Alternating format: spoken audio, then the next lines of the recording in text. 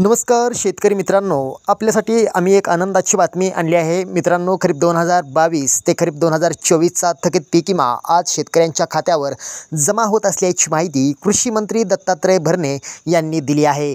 ज्या शेतकऱ्यांना पीएम किसान व नमो किसानचा लाभ मिळत आहे त्यांना हा थकीत पीक विमा आजपासून वितरित करण्यात येत आहे। यामध्ये सोयाबीन, कापूस, तूर, धान व अन्य खरीप आणि रब्बी पिकांसाठी हा पीक विमा शेतकऱ्यांना जमा होत आहे। मित्रांनो, अनेक जण म्हणत आहेत की एवढा पीक विमा मंजूर झाला, तेवढा पीक विमा मंजूर झाला, मात्र खात्यावरती अद्यापपर्यंत एकही रुपया शेतकऱ्यांना आला नाही। मात्र काल अखेर राज्य सरकारने आपल्या हिश्श्याचा वाटा काल पीक विमा कंपन्यांना देण्यात आला आहे, अशी माहिती राज्याचे कृषी मंत्री दत्तात्रय भरणे यांनी दिली आहे। मित्रांनो, तब्बल 30 जिल्ह्यातील शेतकऱ्यांच्या खात्यावर आज थकीत पीक विम्याची रक्कम जमा होत असल्याची माहिती कृषी मंत्र्यांनी दिली आहे।